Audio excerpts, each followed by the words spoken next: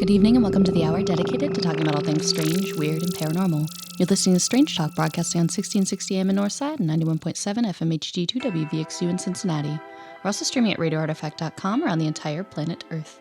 The intro track to this episode and most of our episodes is the Strange Talk intro by Starsoak. And I'm your host, Alyx. And I'm Ginelle. Yay, I didn't lose you during the music break. Hey. Right? I also, while doing that intro, I realized I was just thinking other thoughts and not really focusing on what I was saying because I've been uploading all of our old episodes to YouTube slowly and methodically. Mm-hmm. And through doing so, on there you can set chapters. So I always set the chapters so you can skip past the intro if you just, if you've heard it a bunch and you don't want to hear it again, which how dare you? Yeah, if you're binging, Yeah. And what I have come to realize is that over time, I have picked a start point for the intro that is exactly at 1 minute and 27 seconds in. Oh. And it's almost dead on every single time. Every so often, I'll hit it at 1 minute 28. You've been doing this a little bit. Mm-hmm. Yeah. But it was just funny as I started going through, I was like, oh, every so often, it's off just a little bit, but it's almost always at 1 minute 27. So if you don't want to hear the intro, I guess tune in 1 minute 27 into the show, but how dare you? Don't do that. Exactly. You never know. We might change it up one of these days and you're going to miss it. I'm going to put the hokey pokey as the intro one time just to throw you people off trying to skip the intro. How dare you? Oh my gosh. It's been a little bit. We've had a lot of awesome guests on, but we decided to come back with some weird news. It's been a little bit. We'll schedule up some open lines here soon as well. There was one more thing that I wanted to remember to tell everybody. So, a couple of weeks ago, we had on the fabulous Jeff Gregg, who founded the Frogman Festival. And he asked where you could find us during the festival. And I was like, oh, we don't have a table this year. Just kidding, we do have a table. We do. We had a secret table that even we did not know about. It's true. And we only found out because Ginelle reorganized all of our email. Thank you, Ginelle. You're welcome. I was sitting there looking at it and I was like, first I was like, I don't think we have a table. And we're like, that's no big deal. Maybe we'll just take the quote unquote year off and only do photos. Yeah, at Frogman. And I'm fine with that. Take some pictures of people for them. Exactly.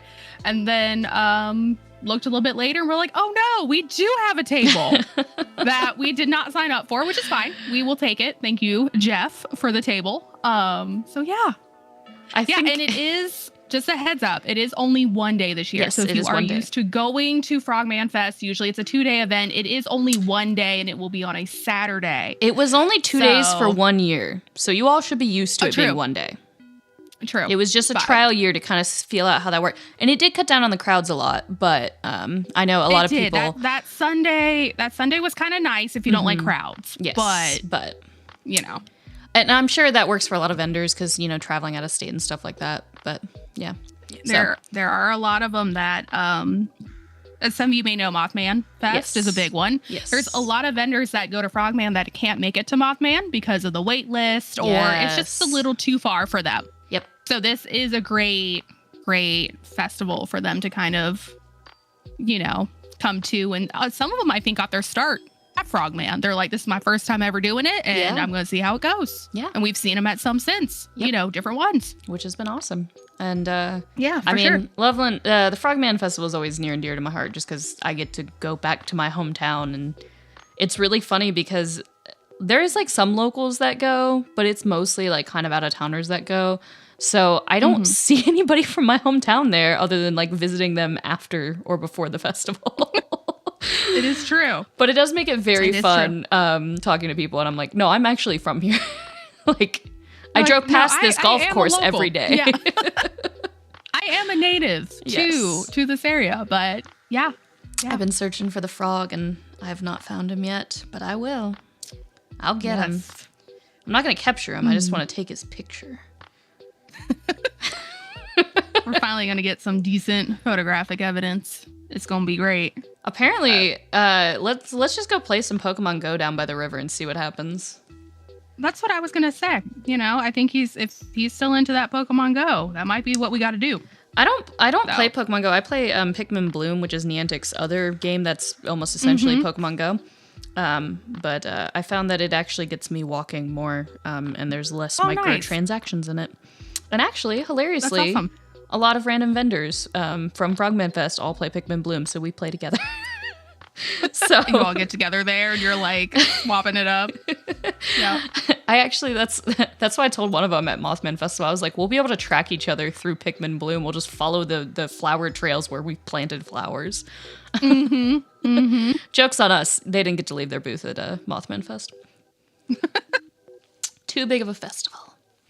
Well, it happens. In a good way. I mean, they're always growing. Yeah. But right. Yeah, it happens. We got weird news if we want to go ahead and dive into that. For sure. Do we want to start with this Bigfoot sighting? Yeah, let's do that. I feel like talking about Frogman some of the other ones that's a good place to start. Yeah. So this is actually a Bigfoot sighting that was from September 1st of last year, but I didn't see it until now, so we're going to talk about it now. A couple of teens in Wisconsin spotted what appeared to be a Sasquatch slowly approaching them. It was reported to the Bigfoot Field Research Organization, and according to one of the teens, the possible Sasquatch encounter began when they stopped at a visitor's parking lot in the Kettle Moraine State Forest to shoot off some bottle rockets. You know how we were talking about how you got to be doing something. Yeah, you got to do something like kind of stupid. I guess playing Pokemon Go is not really stupid. You got to be doing something kind of like just, I don't know, outside, I guess. Well, for sure. If a cryptid is in your house, then I think it might just be you. Yeah. Just saying. The funny thing about this sighting is his friend was uneasy about the situation because he felt like they were being watched. And he just like had this feeling like just deep down in his gut. Could that have been the guilt of setting off bottle rockets in a forest? Perhaps. Or was it Bigfoot watching him, like Smokey the Bear, and shaking his head like, But they did light off bottle rockets for about 20 minutes until they went back to their truck for more fireworks, and that was when they noticed the gigantic Sasquatch moving along the street by the trees. Oh. And it kind of just like sauntered up, it sounds like, from this report. This was at night, so they didn't get like a close look until he got closer. And they saw a very, very large upright figure with white and blackish gray hair. Interesting. Yeah. And they said he was very intimidating as well, which, I mean, you know, it's something that tall approaching you in the woods is always going to be intimidating. They said it was about 7 to 8 feet tall. Right. Yeah. I mean, that would make sense. Yeah. Yeah. So interesting. As it approached, so they were setting off these bottle rockets. Yes. They went to grab go back more. To their car. Okay. Bigfoot walks up, and then they're like, "Oh my gosh!" and they jump in the truck and flee. Apparently they almost backed him over too. but he managed to jump out of the way. Don't worry. So after they saw the Bigfoot, they then reported it to the Bigfoot Field Researchers Organization that has a whole write-up about it on their website. Their website is bfro.net. It is a fabulous website that still looks like the late 90s, early 2000s, which I appreciate. It does. It does. Some ways. In some ways, I'm like, we could make this more readable, but I miss that aesthetic. It is. It was interesting because we were trying to look through and read this a little bit. We were like, oh my goodness, this is slightly difficult to read, but I think we got it. Yes. I do like the website because it does talk about time and conditions. So Yes. it says it was very dark. Moon was peeking through the trees and clouds. Interesting that the Bigfoot was supposedly white and blackish. Yes. Yeah. With gray.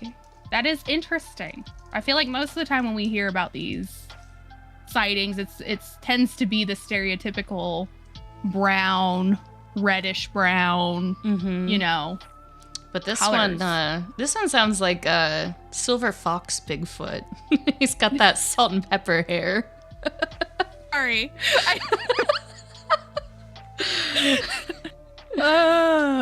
If you can't tell, Silver fox Bigfoot. I'm a little brain dead today. Are you gonna write a romance novel? The Silver Fox Bigfoot.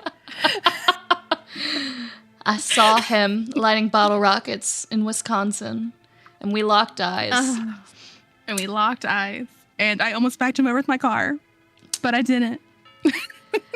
He backed his van right into my heart. He's driving.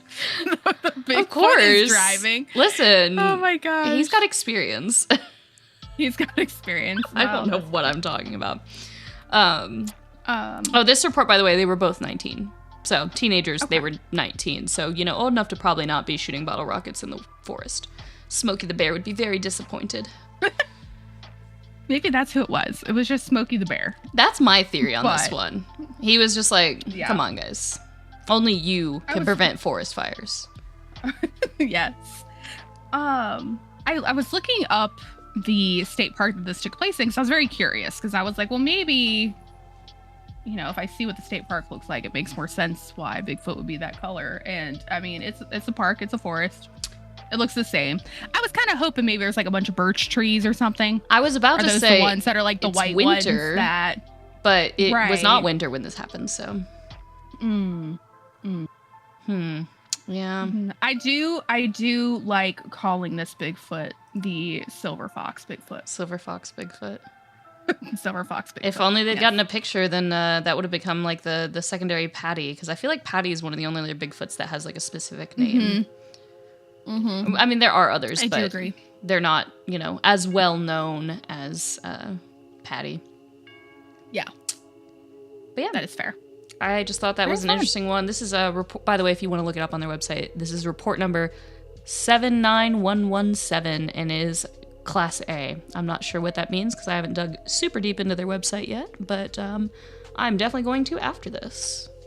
Yeah, I'm curious about the different classifications now. I really wish I could click on Class A to figure out what that means, but I'm sure I'll find it somewhere on their website. I'd like to think so. I'm pretty good at digging and finding information that I want. But yeah, I guess we can move on from Bigfoot now. For sure. Where do you want to go next? Well, the article I have up, I mean, I guess this can kind of go off of the bottle rockets a little bit. It's about a mysterious fire forces a, I believe it's pronounced Gaia family. Oh, I don't think the J and I are pronounced. You might be from right. what I could tell. Out of their home. So this takes place in India, and just high level. This poor family, their house keeps getting caught on fire, and it's happened for like 7 days. Okay, so it's not just their house caught fire. Their house caught fire multiple times. At least 7 days, correct. And they have not been able to figure out the cause or whether it's arson. So yeah, it's repeatedly caught on fire for the past 7 days, and this took place on January 16th. So this is like at least this article is January 16th. Yes. So this is very recent. And It's been reported to their village. The fires have damaged different parts of the homes. So it's not like it's happening in the same part of the home for them to be like, well, it's clearly like isolated to this one area. I have so many questions. I know. And then it's included, like, they also had like a small shop in their home that was affected by part of it.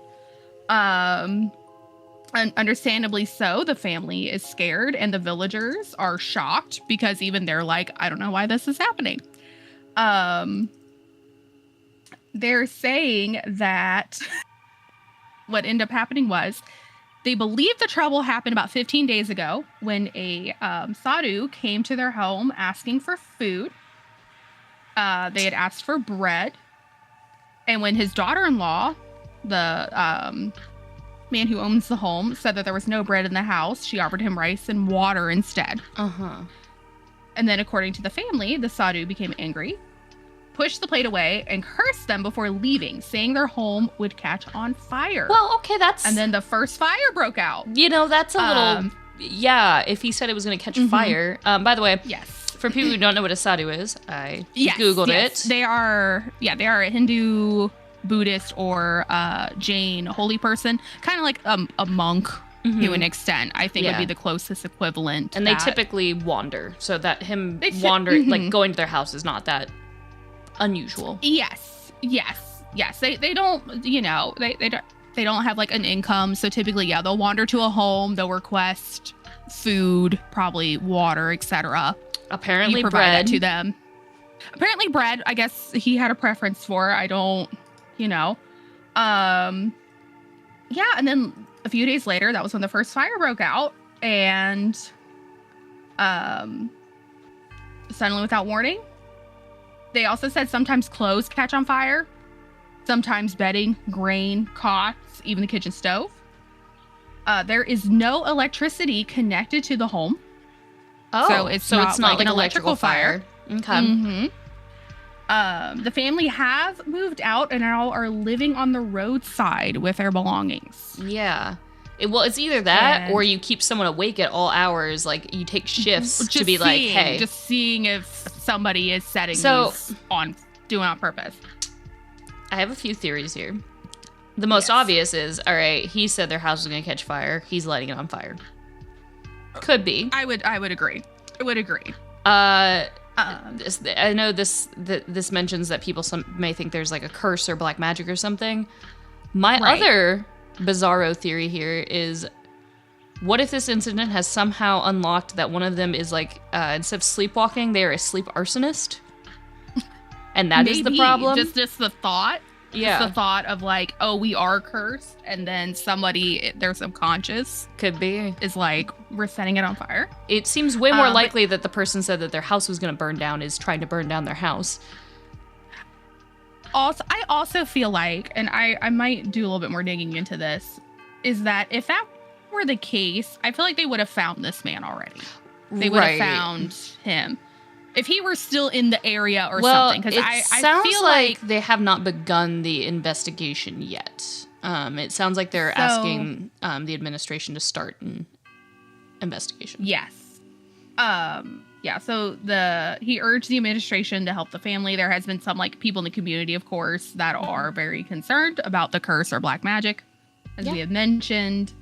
Especially because the family is technically right now homeless. Yeah. I mean, they are living on the streets, you know, every day. Yeah. And they are sleeping out there. Because they're like, that's better than dying in a fire. Exactly. It is interesting that it is taking place in different rooms each time. Yes, and it's not like it's not the same source every time. Right. It's not the same source. It's not electrical. I would agree that it does seem like it must be someone, but for it to be like, it's like clothes and cots, and it is flammable stuff that is being caught on fire as well. It's not just like there's a fire in the middle of a room. Yeah. Like what's catching would make sense that it would burn. Yeah.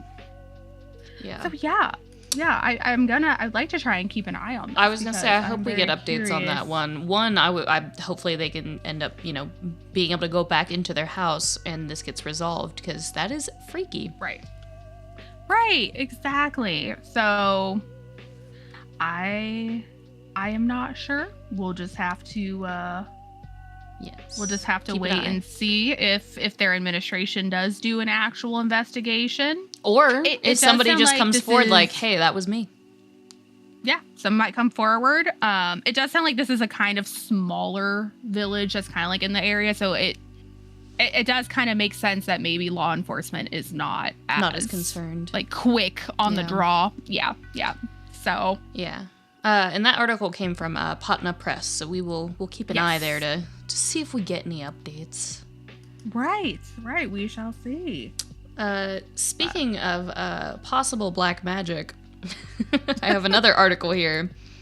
This is from dailystar.co.uk, and the title of this article is "Witch Doctor Who Trousered 30,000 pounds to use powers to make Mali win AFCON arrested after loss."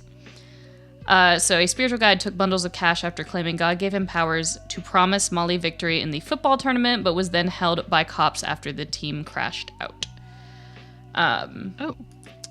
Yeah, so basically he just grifted a bunch of people. I just think it's interesting that he did that and actually was arrested for it. Here's the thing. I understand morally it was wrong. Yes. However, how is this different from gambling? I mean, it is just gambling. Right. I'm like, morally, I understand. Under false pretenses, he took these people's money. But it is like gambling. You do risk it with that. Yes. 30,000 pounds, though. That is crazy. Yeah. He used his powers. Yeah, To deliver so them victory. his exact claim was that Mali would beat Tunisia in the last 16. And this says, after going down to 10 men through an early red card before equalizing in the 90th minute and scrapping a win on penalties, spectators believed his otherworldly gifts were genuine. He said, the entire neighborhood came to my house to celebrate me. People from all over the city came to see me.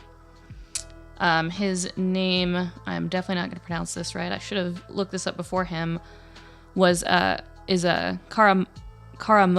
Sinayoko. But yeah, apparently everyone was celebrating, and then Mali lost 1-0 to Senegal and were eliminated from the tournament. So people were believing it, and then they got very mad. And apparently a crowd descended on his house. Oh my. Yeah. I just got to the photos of that. Yeah, it looks very bad. They were like throwing rocks and yeah. So the police came not so much to stop them from vandalizing his home, it was to arrest him for fraud. And he is now being investigated by a specialist cyber crime officer for charlatanism, according to reports. Oh, interesting. They have one more statement here from him after his arrest, in which he said, "Am I God? I am not God. When I did my work and we defeated Tunisia, the entire neighborhood came to my house to celebrate me. People from all over the city came to see me. Now that we were defeated by Senegal, I am being attacked and my property has been vandalized. I did my spiritual work, but God did not accept it. I am not God. I did my part and God chose otherwise." So, interesting. I feel like we don't always get news about witch doctors, so I wanted to bring that one up. He apparently is a former political activist who proclaimed himself a marabout overnight and made a fortune. I don't know exactly what a marabout is. Let's find out together. I looked at... it's a Muslim holy man. Like yeah, or holy hermit. man, mystic. Yeah. Apparently there is a long history of black magic and African football, according to this article. So maybe that's something else we'll dig into at some point. See, that's the thing I was wondering about as well, because I'm assuming this man didn't just stand there and say, like, hey, give me your money, I'll make sure the team wins. I'm assuming he's probably had other credible things happen, supposedly.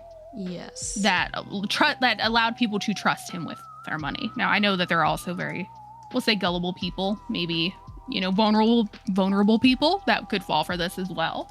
But yeah, that's wild. That is very I feel like there's wild. more to this. Clearly, there's definitely There's more got to to be this more. than- I did find. Mhm. I can't get it to open because I do not have a subscription to New York Times. But there is a New York Times article about the connection between AFCON, African football, and this says juju, so magic and witchcraft. Yeah. Okay. So, if at some point I can find a way to get that to open, we'll talk about that some other time. For sure. But Interesting. yeah. Yes. Well, if you ever just wanted a break, from your football teams or your house setting on fire, you can now reserve a hotel room on the moon. Did you know that, Alyx? I did not know that. You I feel like can. that would not be a great place for them to stay while their house is burning down, but I guess it's Maybe an not. option. Is there fire on the moon? I mean, There could I be. don't know. It is only for the low cost of $250,000. Oh, I mean, that's cheap. I mean, It is cheap. Considering you're on the moon. So a company called GRU Space has publicly announced its intent to construct a series of increasingly sophisticated habitats on the moon, including a hotel inspired by the Palace of Fine Arts in San Francisco. interesting. Yep. So the company has also invited those interested to plunk down a deposit between $250,000 or $1 million, qualifying them for a spot on one of its early lunar surface missions in as little as 6 years from now. So I don't know a whole lot about GRU Space that is beginning this, but is this going to be our moon version of Ocean Gate? Is that what we're leading up to here? I don't know. It is very interesting. It stands for Galactic Resource Utilization Space, Inc.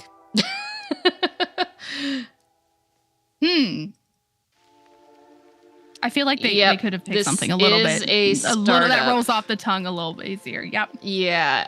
Is this straight up just a Minions reference? It might be. Is this what they're going for with this? GRU wanted to steal the moon. Don't That's you what I remember from the first mean. movie? Yeah. Yeah, he wanted to steal the moon. But maybe. So they were speaking to the founder, Skylar Chan, who is a single full-time employee. And they recently graduated from the University of California, Berkeley. And what ended up happening was they said that I'm a sucker for these kinds of stories. Chan is perfectly earnest about all of this. This person writing the article.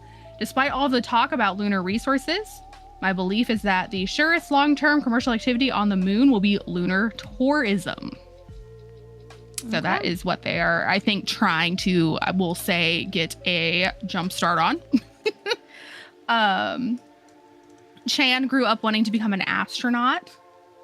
And along the way, in high school and college, he came to believe that he could lead a more impactful life by enabling everyone to go to space, not just himself. And I did look him up because I was curious what his credentials are for this. So, Skylar Chan apparently is a UC Berkeley EECS graduate, EECS standing for Electrical Engineering and Computer Sciences at UC Berkeley. So that is what his degree is in. So at least it's not just a random person being like, I'm gonna build hotels on the moon. No, he has interned at Tesla to write vehicle software and built a NASA-funded 3D printer that was launched into space. Yeah. So, I mean, he does have the background and we'll say possible know-how to do this. He did say that he realized the vast majority of activity in terms of, the moon or any sort of like space travel is primarily backed by the US government and billionaire funded companies. So he wondered, was the ultimate customer, who was the ultimate customer for this service, and they were actually any commercial customers that this could be sold to. So that's probably why the price range is what it is. He also says that we need to have a third pillar, the space tourism industry. Yeah. So I see. He wants to first build the hotel and then build out from there with like roads, warehouses, bases. And then he wants to repeat this potentially on Mars. He did just graduate in May of 2025. A year early, apparently. He did do it a year early. There's also a great quote from him at the end of this article where he says, SpaceX is building the FedEx to get us there, right? But there has to be a destination worthy to stay in. And I just thought that was interesting, where he's like, I'm not worried about getting you there. SpaceX is working on that. We just need there to be something to go to once, it's an option. Right. Yeah. What are you going to do when you get there and there's nothing there? Yeah. He definitely wants to, like he said, like the space tourism industry is kind of like his goal there. And I think ultimately it seems like he also wants to start looking more into like off-world habitation. He literally said, like, we can't keep everyone living on the first ship that sailed to North America, right? We had to build the roads and structures and offices that we live in today. So interesting. Yeah. Apparently, their initial plan to fly up there is right now they're looking at 2029 for a 10-kilogram payload on a commercial lunar lander, demonstrating an inflatable structure capability and converting lunar regolith into moon bricks using geopolymers. And then its second mission is when they're going to send a larger inflatable structure into a lunar pit to test a scaled-up version of its resource development capabilities. And then the first hotel and inflatable structure would be launched in 2032 that would be capable of supporting up to 4 guests at a time. So basically, they're doing this in stages. They're not just, like, going big fancy hotel, like, right off the bat. Yeah. Yeah, they're definitely, like, going to be working on it as they sort of, like, go, and then just kind of work their way out from there. That's smarter than just going big and fancy right off the bat, because that's not going to be very easy to do. Yeah, and it wouldn't surprise me if the first few going, of course, are going to be more of a, we'll say maybe potentially like scientific background, or these big investors that are already somewhat active in the field. So I'd imagine it's people who have a reason to want to be up there. Exactly. Maybe get some input as they're there, work to expand the project, that kind of thing. So, yeah. Very interesting. Yep. That article keep an eye was on that. From Ars Technica. Our next one is from Extreme Tech. We were talking before we started, and I started losing it just reading the title of this one. Lollipop speaker combo lets you listen to tunes while you chew. As industries move toward repairability and reusability, the throwaway nature feels out of step with the times. And then below that it says, have you ever wished you could listen to a particular song while you enjoyed a candied treat? No. You'd just use your phone if you did. Well, regardless, now you can with the Lollipop Star, a piece of confectionery that doubles as a speaker. I guess US-based Lava Tech Brands unveiled its new hybrid speaker candy device at CES 2026. I think when we talked about this before, it just reminds me of those toothbrushes that played music from like the 90s. I don't sit there and it would, because they would give you it would be only like a minute long, like however long you need to brush your teeth. Yes. I wonder, I'm trying to figure out what brand those are called, because I'm immediately thinking Hit Clips, but I don't think they did toothbrushes. No, because the concept was like, as you're brushing your teeth, it was like your mouth was acting as the it was called Tooth Tunes. So I have a funny story about that. My partner Joe is a musician, and they got a message one day from somebody else who was like, hey, my record company has a bunch of those, music playing toothbrushes if you want to record like a minute long song to put on the toothbrush. That is crazy. I don't think they ever followed through on that, or I don't know what happened, but I think that is hilarious. Oh my gosh. See, I would have just thought that they like manufactured them already with like the songs in there. I never would have thought you have already had like Oh, I'm sure you can swap out the song. And then I would think so. Because typically they were only, like you said, like one song. Like, I would imagine it is kind of like hit clips where you can like pop it in. Yeah. Yeah. It was usually branded too, where it would be like NSYNC or Britney Spears. Or, I wonder, this doesn't specify. Let's see. It doesn't specify if it's their song or what you put in there. It is through a bone conducting speaker. So as you clamp your lips over the candy and place your teeth on the stem, the music will transmit through your jaw to reach your eardrum. So you would be able to eat this on a bus and not annoy everyone on the bus. Interesting. Their branding for this is like kind of awesome. It's very like, I don't know, cyberpunk. It is. It is. It will need to include some form of battery, a speaker, and other electronics that will be thrown away when you're finished. That's a minute's long lifespan at most, or seconds if you're displeased with the audio quality. They're only $8.99 and will combine particular beats or songs with specific flavors. So they are partnering with different global pop icons for the project, including Ice Spice and Akon. So I was curious if you could put your own music in there, or if it was pre loaded up with music. I will be so disappointed in them if they don't use that song "I Want Candy." Yeah, for sure. That seems obvious. I feel like you're missing an opportunity. I think they're missing an opportunity if they don't. Yeah. This article, you can join a wait list. Even noticed that Akon being on there is an intriguing choice given his near-complete absence from popular music for many years and his ongoing legal issues. I don't know anything about that, but I'm going to do a quick Google here and probably regret it. It does say, if you want to be among the first to try this product, join the waitlist via Lava Text website. Oh, apparently it's just for, like, driving offenses and his disputed criminal history, claiming a car theft ring. I was expecting something, frankly, a lot worse than that. Not that that's not bad, but... That's fair. I was expecting something a lot worse, so... That is what the internet allegedly says might have happened. I was just curious because this article brought it up. It does also look like the lollipops are going to be different sort of like shapes and colors, probably based on the flavors and songs.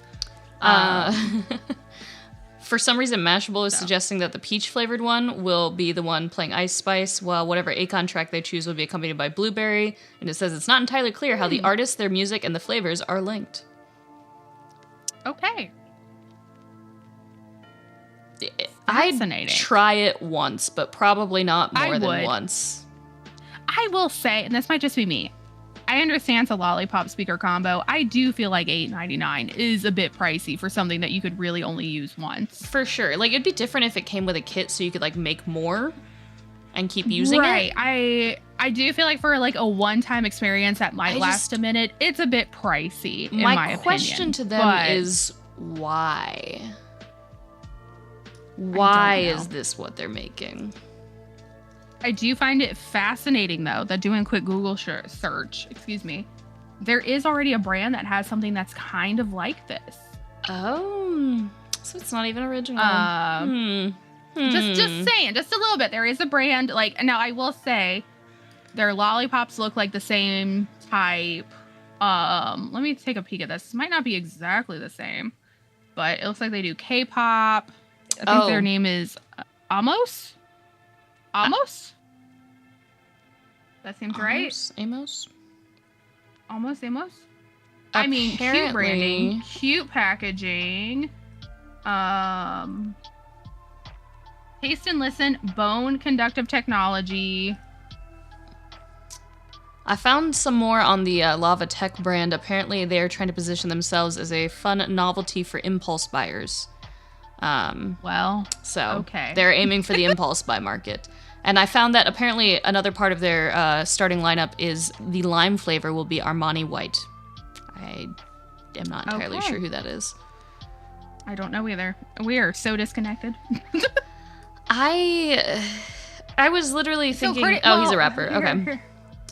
Okay, so there you can get some perspective here. I can get a 4-pack of these almost ones, right? For hip hop flavors. And it's like $40. Grape flavor is We Gonna Work It Out by Stuart Winters, Alexis Nova, and Christopher Jenkins. Made You Look is the blueberry. Don't Call Me is lemon.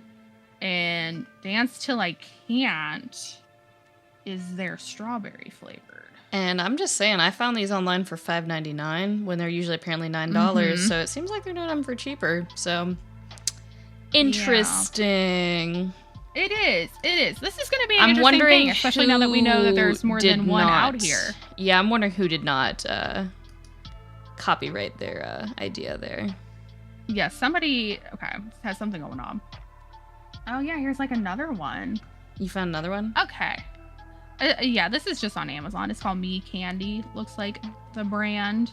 I just want to know like why designs. They've got a cola flavored one, and you can listen to El Futuro, and I don't know what song that is. Huh. There's a peach one where you can listen to. It's a honey peach, and you can listen to Happy Birthday.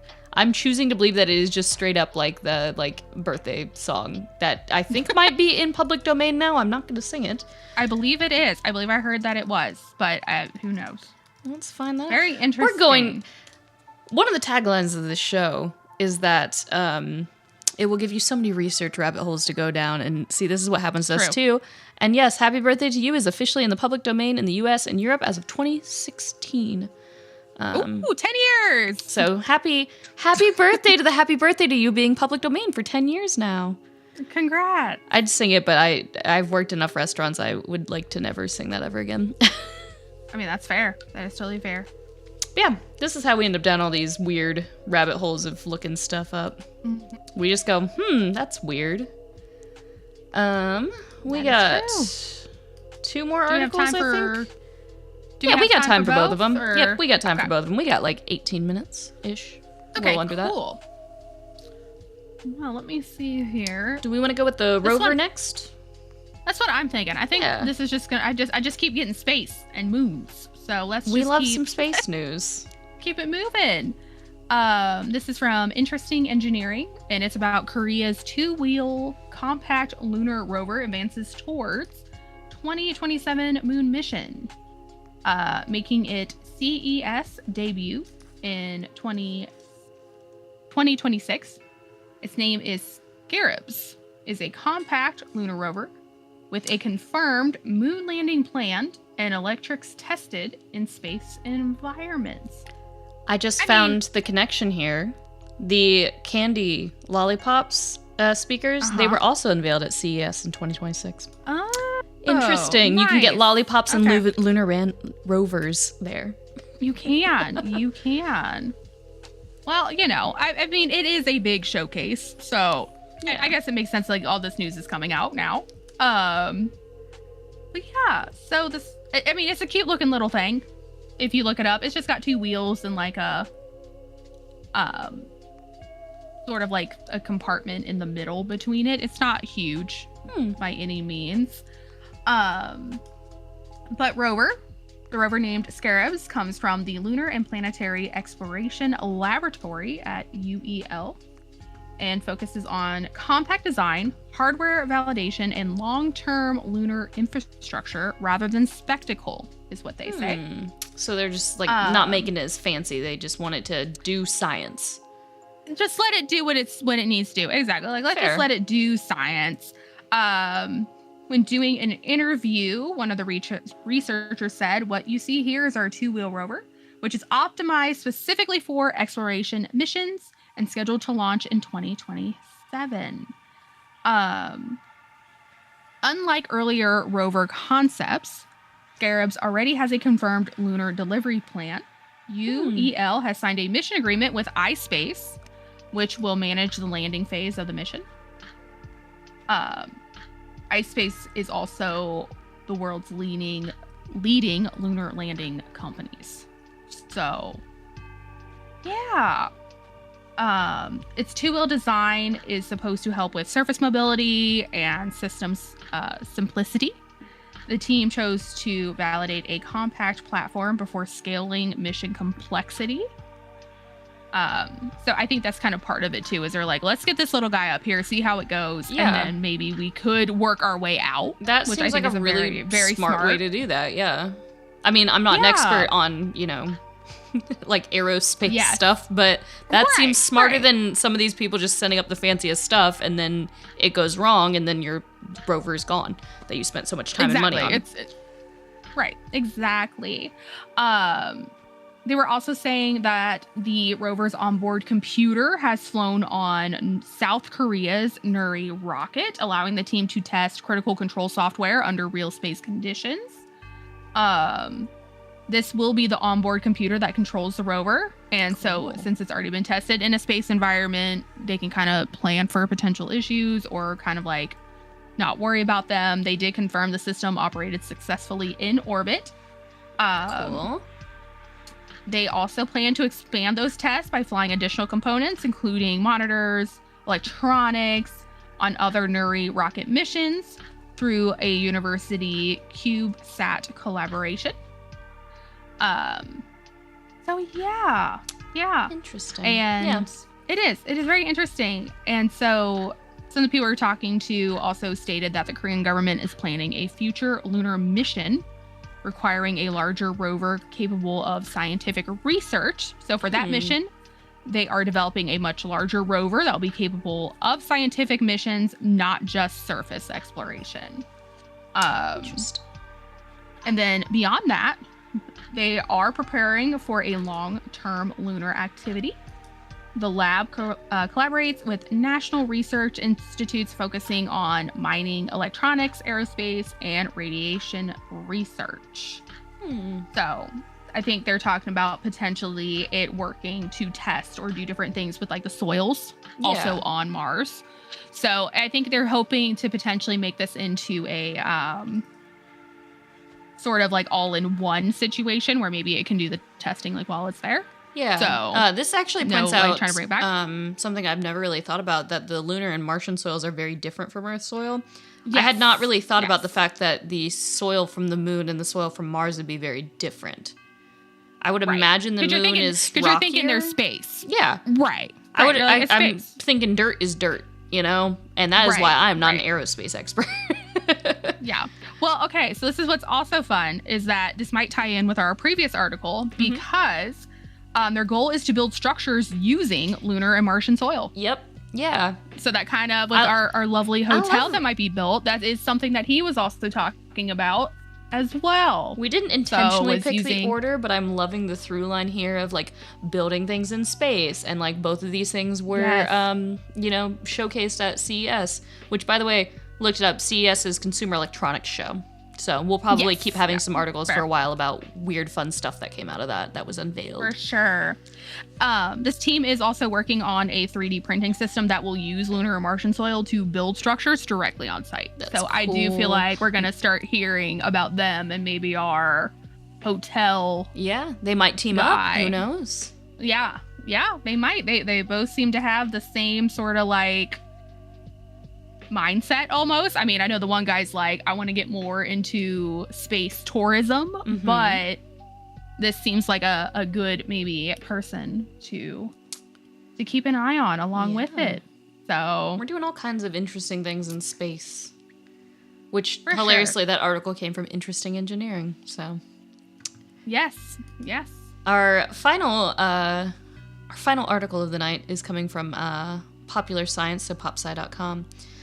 And this is something I already knew about, but I had to talk about this because the title and the tagline are perfect together. The title is, "Boom! That time Oregon blew a whale up with dynamite." And then the tagline under it is, "And why we should never do it again." I mean, I appreciate when someone learns their lesson the first time. This article is by Shoshi Parks. Nailed it on the title and tagline together. Nailed it. Thank you for that.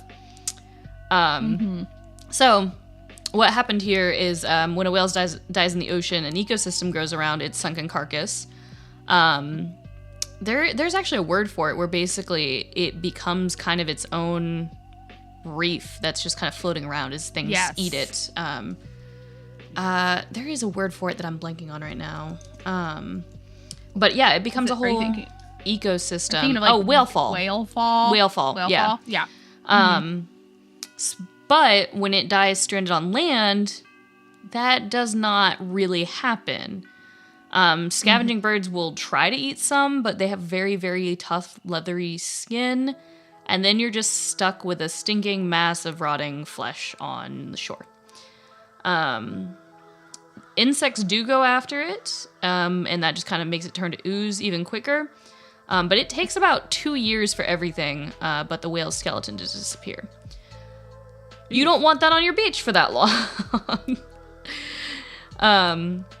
What happened back November 9th, 1970, there was a 45-foot-long sperm whale that was stuck on shore that had died. And officials in Florence, Oregon could not wait the 2 years for that to decompose. They needed the 8-ton carcass gone as soon as possible. So the State Highway Division, which managed Oregon's coastline in those days, treated the problem as if it were a giant boulder blocking a lane of traffic. They blew it up with dynamite, igniting a blubber snowstorm, as one observer described it. God. A geyser of blood and muscle shot 100 feet into the air, falling on spectators stationed a quarter-mile away. The reek reportedly lingered on their skin and in their hair for days. So the splash zone was very wide. They miscalculated how much that was going to splash. This sounds like such a peak 1970s thing to happen, where they just didn't really think it all the way through. I am curious, and maybe we'll find out as we get further into this, is like, did they not try to contact any sort of marine life experts? I guess it just wasn't their jurisdiction. Before doing this? Because it sounds like they were like, we're going to talk to... Jim, who works in the mines, and he's like, oh yeah, just blow it up. Well, Jim works in the State Highway Division even more so. Yes, so, yeah. That too. Right.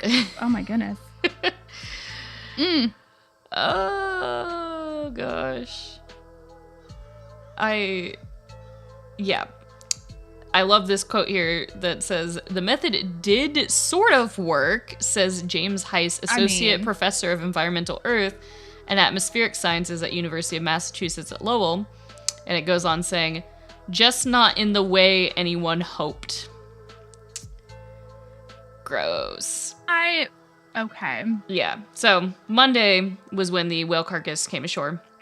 Thursday morning, as workmen spent nearly 2 hours excavating holes under the body to fit 20 50-pound cases of explosives, this says its fetid reek had become almost unbearable, though that hadn't stopped a local opportunist from sawing off the whale's lower jaw for a souvenir sometime over the preceding days.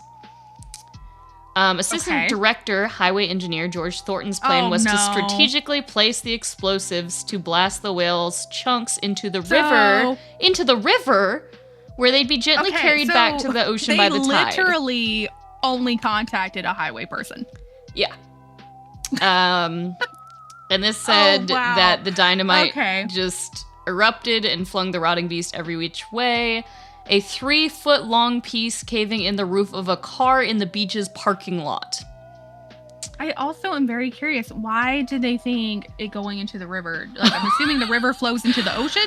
Yes, it flows into the ocean. Oh, there's an even better quote here.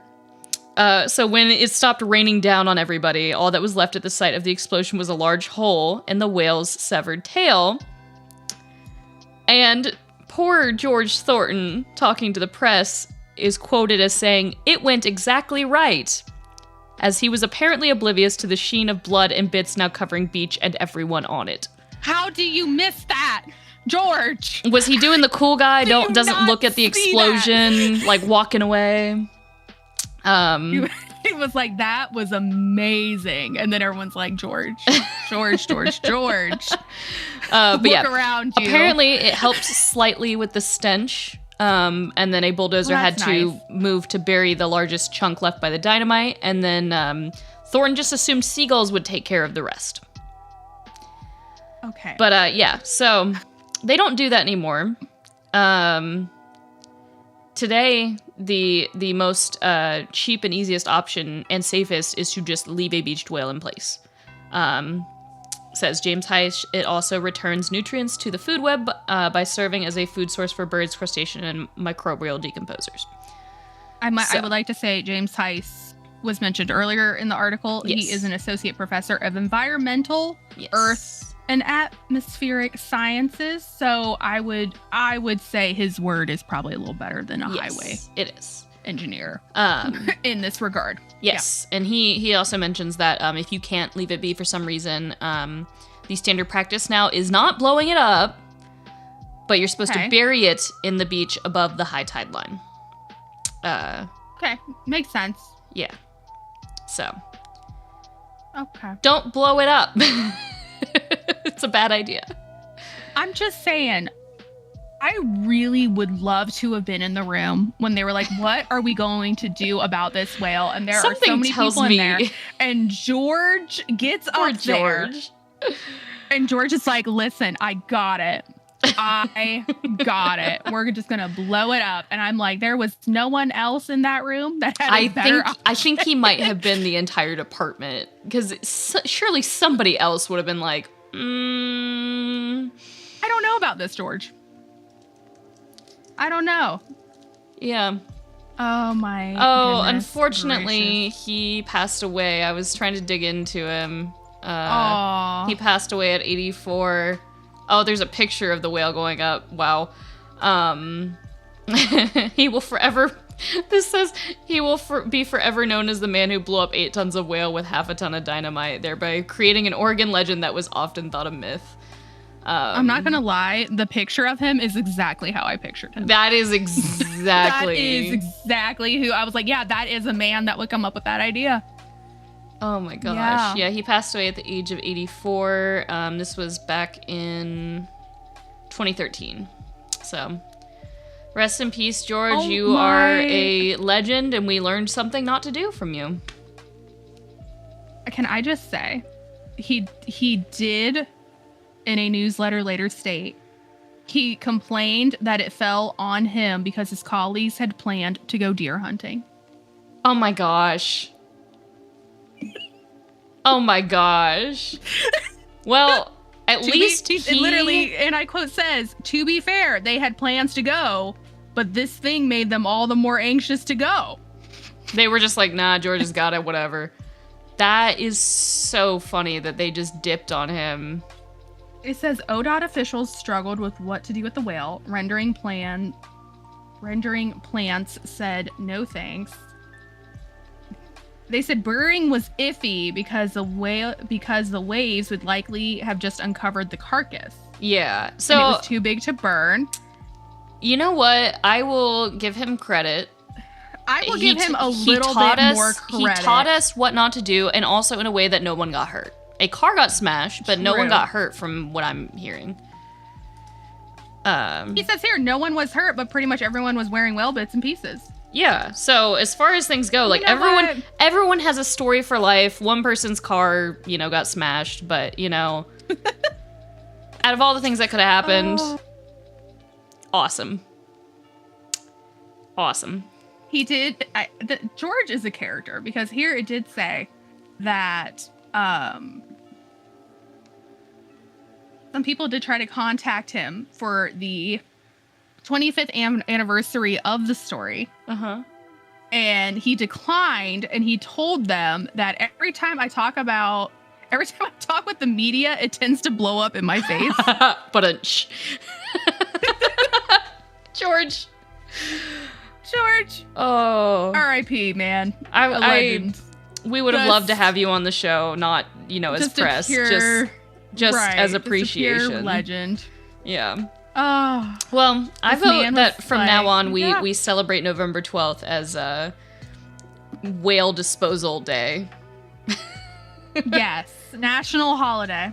It's right close to Wreck of the Edmund Fitzgerald Day. So we need some more holidays in November.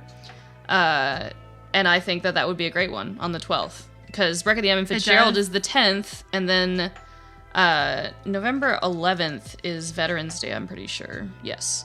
And then the 12th can now be Whale Day. Whale Disposal Day. It did say in, if you are in the area, that in 2019 they have renamed the notorious stretch of sand Exploding Whale Memorial Park. Oh my gosh, amazing. So if you are in Florence, Oregon, please go check that out. If we ever go to Oregon, we are totally stopping by there. 100%. But that's perfect timing. We're at the top of the hour. Station ID real quick. You are listening to Radio Artifact on 91.7 FMHD2 WVXU in Cincinnati. And thanks for tuning into Strange Talk. I think on that note, we're going to go ahead and sign off for the night. So good night. And stay safe.